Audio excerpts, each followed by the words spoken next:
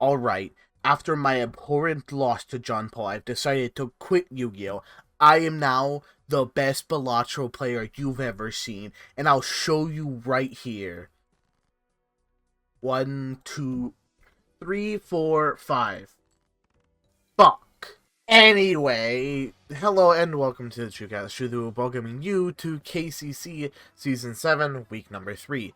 Our opponent this week is Necro of the Milwaukee Anomaly Karis. We had a very rough game last week versus John Paul due to a bit of misunderstanding with one of our decks. Excuses. Blah, blah, blah. We've moved on. We're 1-1. Still really good differential.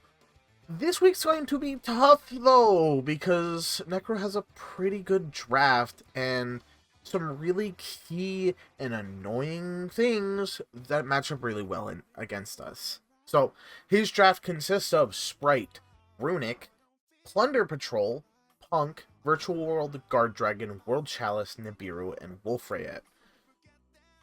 Runick kind of cooks us alive. Our Unchained board is really weak against Runick spells, and Labrynth, like searchable spell trap removal. It's going to be very, very tough this week. And there's not really much we can do.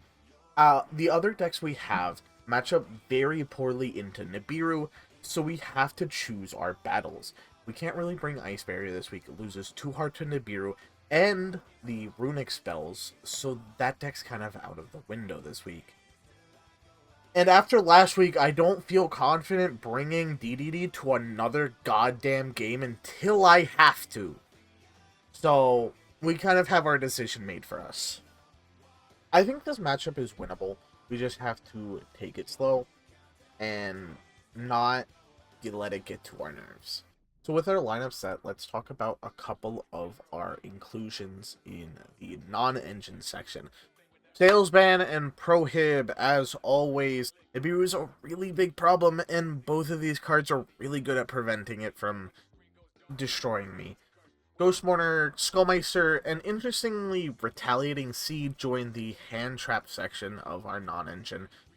Retaliating Seed is really good against a lot of his decks, since he special summons by spell effect a lot, and the Macrocosmos is pretty devastating to his entire draft. Santa Claus, Dark Hole, Dark Ruler No More, and Lava Golem feature as our board breakers. There's not really much to talk about. All of these cards are really fantastic in the matchup. Cyclone and Typhoon are really imperative this week, as we really don't want him to resolve face-up spell traps like the Virtual World cards, Runick Fountain, and stuff like that. And lastly, our spicy tech this week, not really spicy, pretty bland. Mischief of the Gnomes, kind of 6-0 Sprite. It's really fucking good. But with all of that, I'm not feeling confident, but I think we can win this. So, without further ado, let's get right on into the games.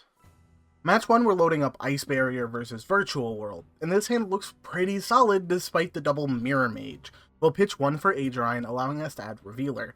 We'll summon the Revealer, fetching Georgius to revive Mirror Mage.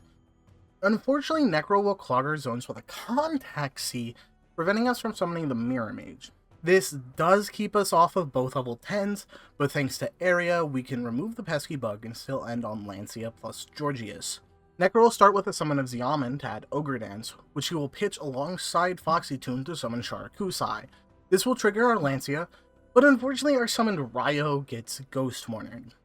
This does mean Necro can climb all the way to Amazing Dragon, bouncing our board, but he can't seem to quite kill us this turn. A top deck Revealer turns the entire hand back online, allowing us to use Stealth Kraken to pop the Amazing Dragon and swing for Lethal relatively easily.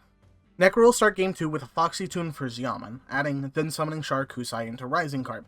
This lets him synchro into Dragon Drive and bridge into the VW portion of his deck through a drawn E-Telly, ending on what looks like a surprisingly beatable board of Shen, Wolfrayet, and Sharakusai's quick synchro effect. Most importantly, we have to Santa Claus the Shen, allowing us to get to Hexa Spirit off of Revealer and hopefully activate its effect. Unfortunately, he'll activate Sharakusai to quick synchro into Amazing Dragon, bouncing both back to hand, and unfortunately Ice Barrier doesn't really have enough gas to push through this, and we have to go to Game 3. Game 3, we're going first, and utilizing Revealer, we're able to get into Lancia and spike a speaker off of Coral Dragon's draw, allowing us to synchro summon Gymir Adrian, ending on both synchro 10s with 2 non-engine ready to go.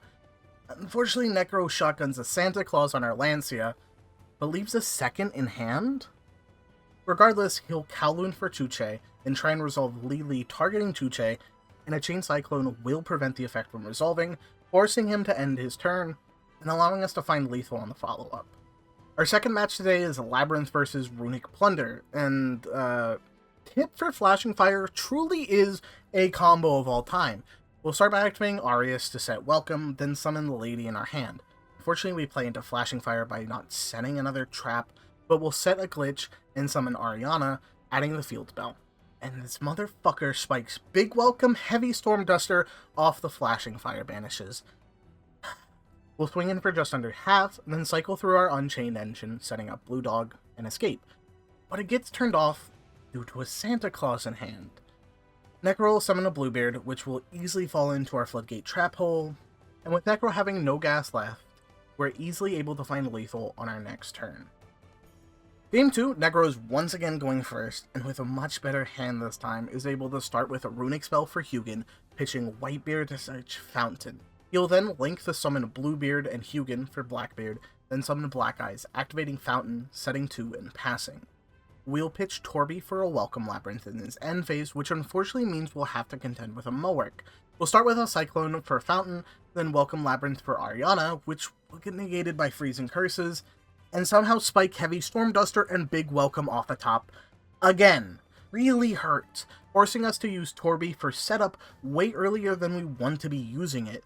Unfortunately, despite no lethal this turn, we're kind of out of this game already due to the spell and trap removal, forcing us so heavily on the back foot.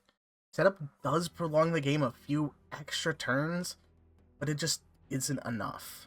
Game 3 and we're finally going first, but this hand looks, well, shit. Luckily, we can Torby pitch Sharvara for Big Welcome and pass, hoping that plus Arius in hand is enough.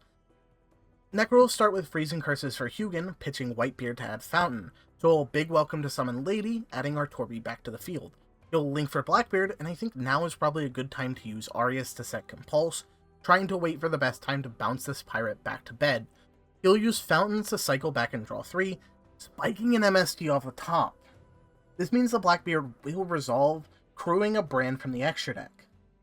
He'll Brand our set Escape, and things are looking grim. He'll set a card and move to his end phase, so we'll Torby for another Welcome, planning on using it to summon Ariana, but we just draw it off the top, adding the Field Spell. And we enter a very crucial set of game actions. Big Welcome will force the Brand to activate, meaning we can get both another Arius onto the field and activate the set Welcome to summon Lovely. Necro chains Destruction to summon Hugin, blocking our Lady Lab from resolving.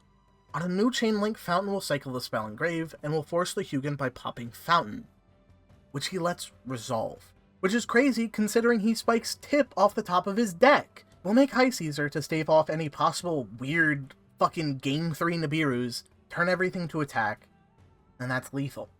Going into our last match, we're feeling nice, loading up Unchained. We lost a die roll against Sprite Runick, and with an awkward hand lacking interaction, Necro is able to set up a pretty formidable board consisting of more negates than our hand can play through.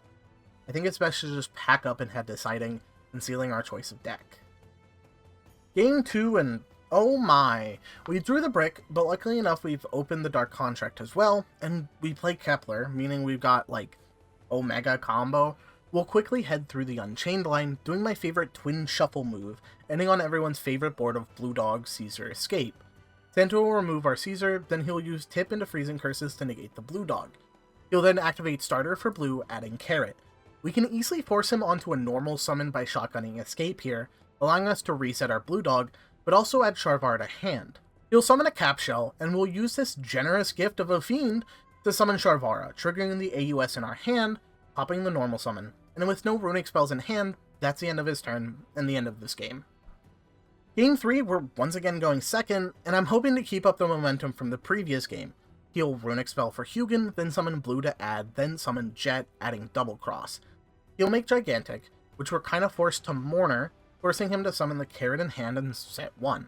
We'll Cyclone the back row, but our very normal summon reliant hand can't get past the Carrot, and unfortunately he has the Skullmeister to stop our twin from resolving after popping with Escape, and unfortunately just wasn't meant to be. We'll get another turn, but not finding an Aruha or Sharvara is pretty miserable.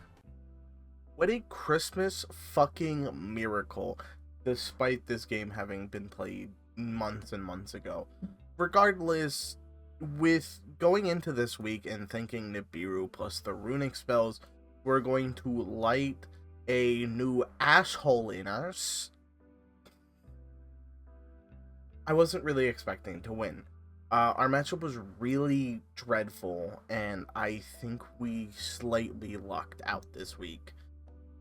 I'm afraid to possibly fight Necro in playoffs, but we'll have to see. What we need to do going forward is keep up this momentum and hopefully just get to playoffs. That's all I care about. Regardless, I think I got the matchups I needed and dodged Nibiru, I think, every game. Oh god, did I get fucking lucky. I dodged Nibiru every game, and while I prepped to play around it the best I could have, it could have been disastrous if Necro started seeing Nibiru in those games. We'll take those, but with a small grain of salt. We're 2-1 plus 5 now, which puts us at a pretty comfortable position. However, if we start losing, it could go all out the window. Lastly, good games to Necro. It was a really fun set. I hope to play you once again. Now, going into the new year, let's keep up some wins and hopefully not have a repeat of last week. So, comment, rate, subscribe. It really helps the channel. And if you want to see more, you know where to look. Bye-bye, and see you in 2021!